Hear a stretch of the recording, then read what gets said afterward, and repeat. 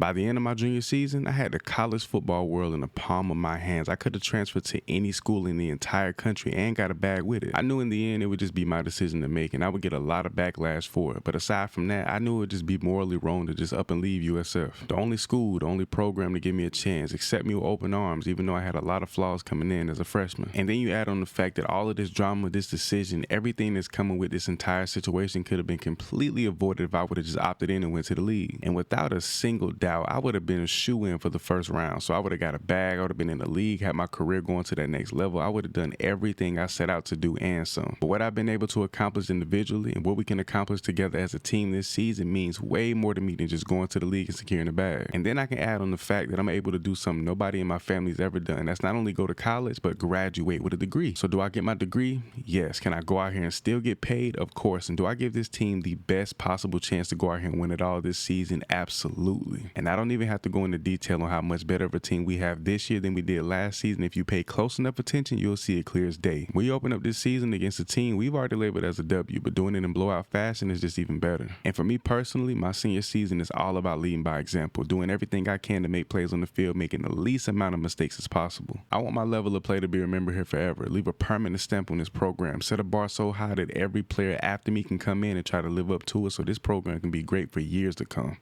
Indiana Hoos is in a packed out crowd this week, and my boy Ben Knox kicks off this game in only a way he knows how, by dropping an easy pick. And hands down, one of the more underrated things about our team throughout these last 4 years has been our secondary. My guys up top been going crazy. Obviously, I've been the talk of the town, but all of my guys put in work, making plays on the ball, catching interceptions, doing it all. But right here, this pick in the back of the end zone on 1st and goal is disgusting. And on the very next possession, what I would say is a bad idea, throwing right at me up the field into my zone, but I get absolutely head topped by this receiver. After I get completely embarrassed, stepping up right before they get to the 50-yard line, my defense causing a fumble and recover. Indiana's running back goes on somewhat of a wheel route. He gets in position to take this one up the sideline. If he didn't step out, dog, he would have rolled that one home. And then they proceed to come to my side of the field yet again with the speed option. I think this offense might have something to prove. Now on 3rd and 5, and we're here in the 4th quarter, finally putting the ball back into the air. My boy Ocho cutting this ball off midair, and he take this one damn near back into the end zone, putting offense in great field positioning. With 5 receivers split wide, we all know what's coming. Dumping his ball off into the flats. The second he got his head around, it was nighttime. He knows what's going down. Our defense held up, played really solid, flying all over the place, getting to the ball, and offensively, they did exactly what we needed them to, putting points on the board. We walk out of here with a 17-point win on the road.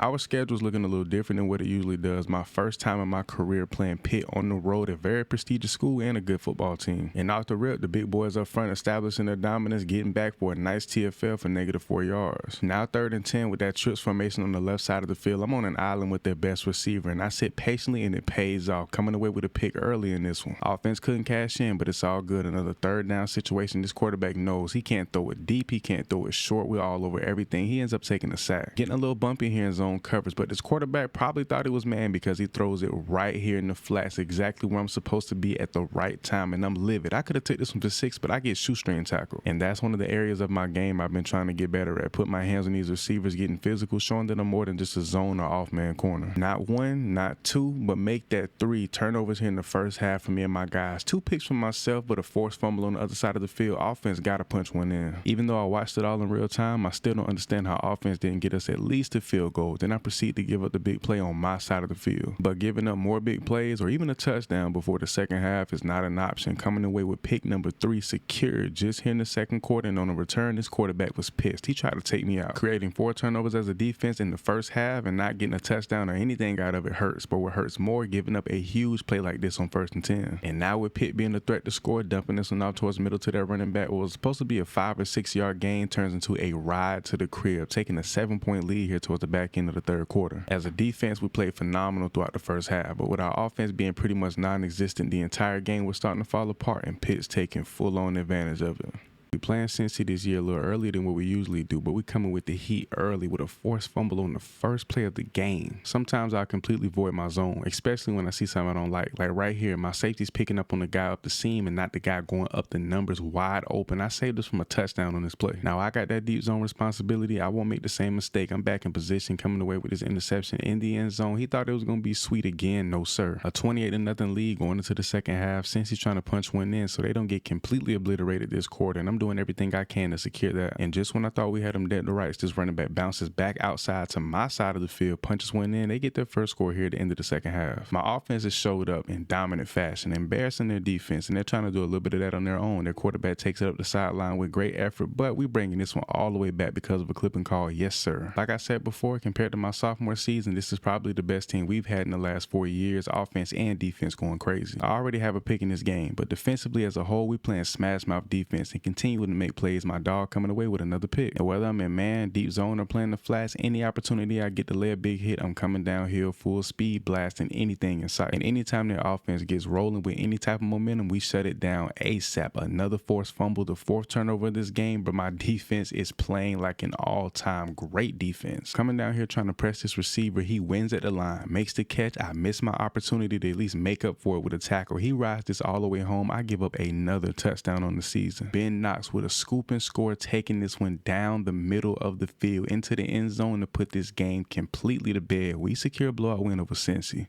I'm not sure what it is, but every season we play Memphis on the road, and then on top of that, they always put up a fight despite what their records say. Dropping back on 3rd and 8, and what looks like could have been an easy pick for my guy, an absolute dot for 13 yards, picking up the first down, connecting with Chris Carter. 1st and 10, and you go 5 receivers split wide. We know what type of time y'all on, but if I had $1 for every pick my teammates dropped this season, boy, I wouldn't need an NIL bag. But if you flip that and give me $1 for every time we cause a fumble or even scoop and score, I'd be rich as hell as well. My dog coming away with the scoop and score after I laid a big time hit. We execute another defensive touchdown. I haven't paid too much attention to the numbers this season, but I'm pretty sure hands down without a doubt my defense leads the country in points scored. Another 5 wide set for Memphis. You sit 2 receivers down on both sides of the field. You throw it my way, it's a pick. On the other side, it gets batted down, incompletion nonetheless. My offense has been kind of stale throughout this 3rd quarter, real silent, and Memphis marches down, punches one in. They're on the board, 14-7 is the score. And of course, with that touchdown, Memphis done kind of dropped their nuts a little bit. They're trying to grow some confidence, throwing this one across the middle on my guy. I don't like that at all. I gotta make a play. This time around, down here in the red zone, 4 receivers split wide, go with the read option, and what looks like daylight turns into another turnover secure for my defense, and we needed it big time. Now they go with the trips look on my side, and I've been trying to lurk these flats all game. Finally get my opportunity here on 3rd down. In the 4th quarter, I died for this one. There was no way in hell I was allowing this catch. Give me that. My fear of losing to a 1-4 Memphis team got me channeling my inner Super Saiyan. Not only jumping this route, but securing the pick, stiff arming the guy into the dirt, and then using my speed to get into the end zone, putting Memphis to bed. One of my most complete games, not only as a corner ever, but as a defensive player, period. 13 tackles flying all across the field, 2 for loss, of forced fumble, and 2 picks.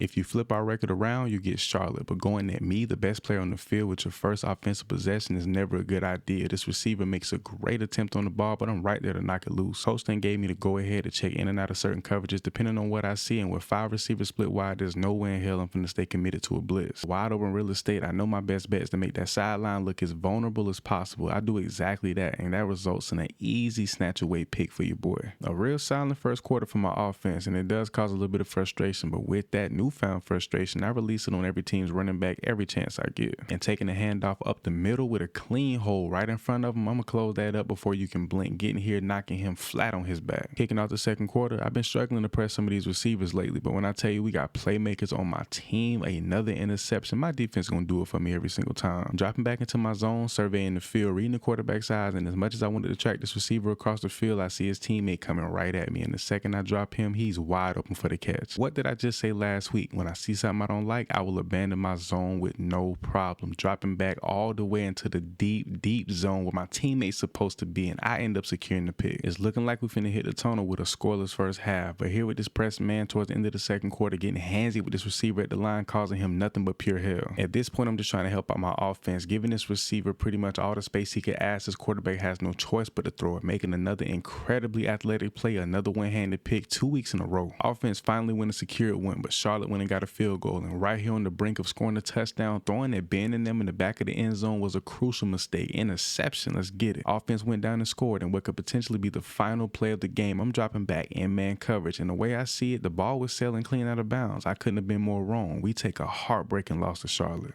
Man, I swear that loss last week burnt a hole through my heart. Losing to 1-4 Charlotte is just distasteful. And all week, even through practice, I was damn near about to let that game completely shatter my confidence, my mindset for the entire year. I gave that one up on me. Solely my fault, no one else to blame. But this week, against a talented Louisville team, matching 4-2 records on the line, I got to step up and be here for my team this week. Be the leader that everyone is counting on me to be every single week in, week out. Both of my guys making big plays already in the first quarter, and offense actually going down, securing a touchdown within the first half. We're already showing signs of improvement. Speed option coming to my side, and nothing but open field right in front of him, plus the lead blocker is not looking good. I pretty much scared this quarterback into pitching the ball. I almost dove on it, but the running back had a way better angle than I did. Now staring down the end zone, going with the read option. Quarterback's going to keep. I shed my block, picking up the big time tackle. They will not score a touchdown here in this first quarter. They haven't taken any shots all game so far, but throwing at me, that's a mistake. But you want to throw at Big Ben, that's damn near big a mistake. He going to step up and make that play every time. And on 3rd and 7, just hanging back, read my zone, surveying the field as best I can, trying to give up that sideline to make a big play. He dumps it off with the safe route, but of course, we come flying down, securing the tackle, no first down. Louisville's offense has been super conservative throughout this third quarter, trying to go with the quick throw, another forced fumble and scoop and score for the guys. My defense this season, lights out. Compared to games in the past, everyone thought this was going to be a shootout coming into this week, but my defense has other things in mind. Another turnover for my guys. And to completely bake the cake with the icing and the cherry on top, in the flats curl route, that's a pick all day long. I read those like it's nothing. Pick 6, let me get that. I feel like the guys stepped up and played extra hard for me this week. Last game I gave up a touchdown. They know I took it pretty bad, but this week, man, we're flying all over the field, making plays on that ball like crazy.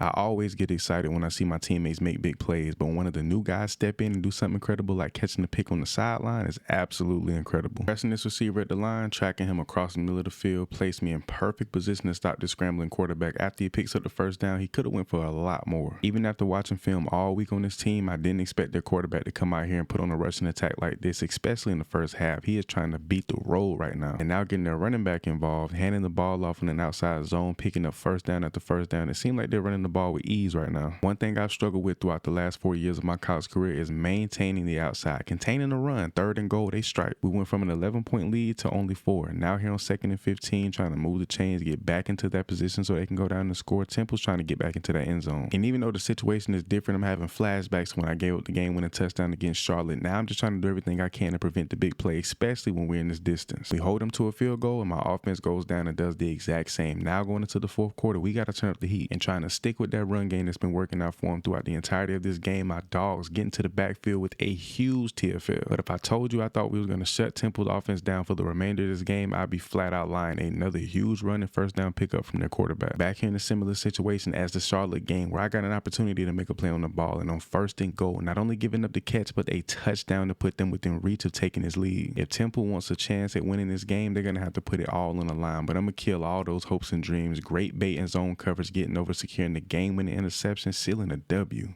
It almost seems like every team in the American Conference besides us and UCF has taken a huge downfall over the years. Teams like SMU, Cincinnati, just to name a few, a couple of years ago had outstanding records and were even ranked around this time of year. Now it's the complete opposite. But that's the thing about it. You cannot come into these games on a week-to-week basis with that mindset of they're an inferior opponent. You have to treat them as such. That 3-5 record, I'm looking at it as if they're 8-0. And they're letting it be known right here today against one of the better teams in the country and us that they're not a pushover team. SMU is trying to make a statement, marching their way all the way down the field, trying to punch another one in before the second half. And honestly, I can't recall the last time over the last 2 seasons where we gave up more than 2 or 3 scores in the first half. This might be a first in a very long time. And now here in the back half of our schedule with not the greatest teams lined up, I think we'd be pretty confident moving forward, especially with everyone being well rested and healthy. Something that usually happens to me that I didn't think I would see ever, a big time bomb thrown on the other side of the field on one of my main guys. That was nasty. And that huge play is going to set SMU up with prime field positioning to punch one in to further their lead. I thank God that the guys on O figured it out, went down and scored to close in on this lead, but their offense is rolling, firing off on all cylinders, picking up another first down on my head. When I see these 5 wide sets, that means an opportunity is about to be on the table, and when it comes down to these curl routes, I'm an opportunist, capitalizing, coming away with the interception, but I'm pissed I get shoestring tackled. This receiver's going to run a route towards the sideline, giving his quarterback a look that he cannot ignore, not only coming away with the pick, but taking this one all the way back to the crib for a pick 6, doing what everyone in the country thought we would do today, and that's win this football game. history. Without a doubt, hands down the most exciting and impactful fourth quarter of football I've ever played in my life, coming down with my third pick just here in the fourth quarter, dead in this game, completely sealing a W.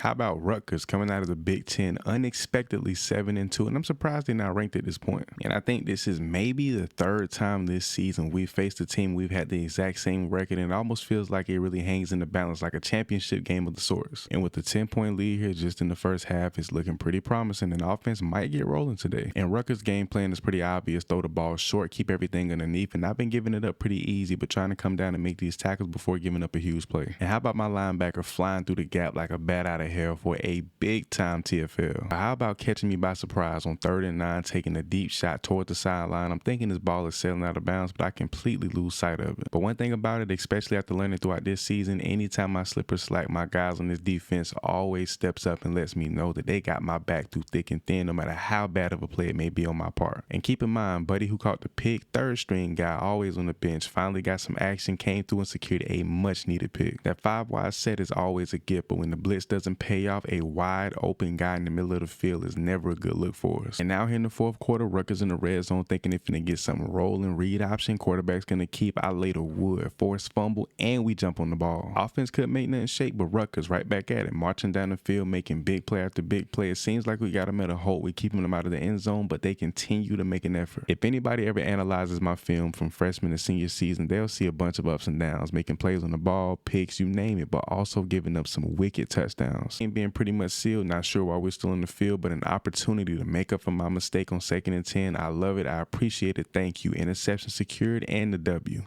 Every year, y'all know how it gets when we go up against our arch rival. Offense went down and scored, and defensively, we're going to take that ball away immediately. The guys couldn't go down and capitalize with that opportunity, but UCF on this drive is pretty pinned back deep into their own territory. And how about this? On 2nd and 3, with plenty of time in the pocket, this quarterback's going to throw on the other side of the field, and Ben Knox coming through with a crazy PBU. One thing about me that I'm pretty sure is never going to change, even with me going to the league next year, is these curl routes. If I see it, I'm picking it off, guaranteed, automatic, to the crib for 6, going crazy. But one other thing I know about the next level, these receivers, these backs, they get a lot bigger going to the NFL, so making hits like this probably would be non-existent coming from my end. Guy knew what he was doing when he didn't make me 6'3". Standing at only 5'11", I can make plays on the ball like no other, but sometimes I wish I had that extra height so I didn't get head top like this. And honestly, thinking about the whole draft process and everything, how are scouts and how are people going to evaluate me, especially when they look at my tape and see that I've given up so many big plays? Potentially the last drive before we go in for half, 5 receivers split wide. We know what time it is. It's like taking candy from a baby. Not only do I secure my second pick of the first half, but I pull off a pretty decent return. The level of intensity in these rivalry games continues to rise every single season, but the last couple of years we've been flat out dominating UCF. And this hands down has to be the worst zone coverage I've ever played in my entire life. Way too confident in my ability, I give up a huge touchdown, the first one of the game. Thankfully, offense went down and did something to protect this lead, and the only thing protecting this quarterback from throwing another pick right here is his receiver making a great effort to catch this ball. We came out here, got the huge win against our ranked foe, and once again, just like I do every season, stepped up my play, got multiple picks in one of our most anticipated games of the season. And of course, we jump off in the top 25 right after we get that win against UCF. It would have been criminal for us not to be. Coming off of what started last season to be a terrible year and to get back to where we were just 2 years ago, it feels phenomenal. Don't get it twisted, an underrated Houston team at home with a lot to prove could definitely rain on our parade. One thing about building something great, as you elevate, so does your play. You got to get better every single week. You can't get complacent. You can't get comfortable. You got to stay on your toes. Already wigging out a little bit. I want to make sure we don't let this game get out of control in no way, shape, or form. Because if I remember correctly, throughout the run game, this quarterback ripped us to shreds last year. He was unstoppable, especially in the red zone. First 3 quarters was pretty stale, but now here in the fourth, somebody got to step it up, turn it up to that next level, and who better than my defense? 2-5 with a big time pick. And not too much action coming my way through the air. They're trying to really establish this run game, especially now that we're up 1 point, trying to run some clock out and go down and score, but I'm coming down making hits, doing it all. You know, one thing I'm preaching to my secondary, play in and play out, is that to be prepared. They got to take a shot at some point, especially if they want to win this game, trying to keep them out of field goal range as well. Offense went down, did exactly what we needed them to do, and at this point, defensively, we just got to cruise our way to the victory. Don't give up any huge game-breaking plays. Now here on 4th and 7, what could potentially be their final chance to make something happen on this drive, 2-5 drops his potential second pick of the game, but he does secure us the W. Today, my college football career comes to an end. The final game. This is it. Back-to-back Orange Bowls for USF as well. It seems like yesterday when I was stumbling in as a hard-headed freshman with a lot of baggage and just with my head down with a lot to prove. And over the last 4 years, being one of the key factors to take a low-tier program to some of the greatest heights of college football just feels amazing. I've solidified myself amongst some of the greatest, not only at the position, but this game, being one of the best players to ever do it. Number 5 Maryland is the only thing standing in the way from us winning our second consecutive Orange Bowl, but a pick 6 here will definitely put us in good position to secure that. Even with all the trophies, accolades, and accomplishments I've been able to achieve over the last couple of years, that's something I take a little more pride in. And hands down, that's something even the greatest cornerbacks of all time to ever play college football couldn't and just flat out wouldn't do. And that's simply just remain loyal. Stay here, stick it out, even when things got as worse as they possibly could be. Through all the ups and downs, I remain solid. And if you ask me, that loyalty, that love, sticking with this program outweighs anything I could have won as an individual or even us as a team, a national championship, whatever. And something else major off the field that holds a lot of weight that my family takes a lot of pride in. I'm actually going to graduate with my degree in sports science. So I get to walk the stage in front of my family with that cap and gown and be labeled, honored, recognized as one of the greatest athletes to ever come through USF. And to cap off a very low-scoring, hard-fought battle here in the Orange Bowl against the number 5 ranked team in the nation, a one-handed pick falling to the ground in the rain to secure the W. 14 total tackles, 2 picks in my final game of my career, and I'm labeled player of the game. It couldn't have ended any better. My stats over the years: multiple Bednarik trophies, Nargerskis, Thorpes, over 100 tackles this season, 97, nearly 100 picks on my career. Without a doubt, one of the greatest to ever do it.